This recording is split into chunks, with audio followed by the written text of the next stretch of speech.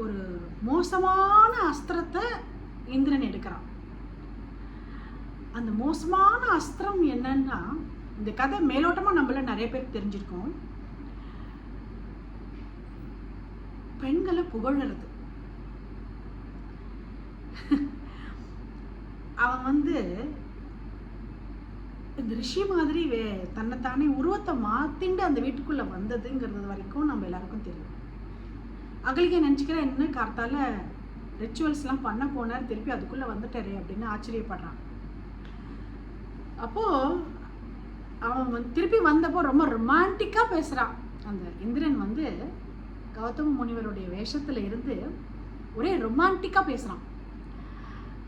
அப்போவே ஒய்ஃபுக்கு டவுட் வந்துடும் இல்லையா, நம்ம பாட்டில் திடீர்னு யாரானு ரொமான்டிக்காக பேசினா இது என்னாச்சு, யாராவது உள்ளே பூந்துட்டாளா அப்படின்னு. அந்த மாதிரி அவனுக்கு டவுட் வந்துடுது.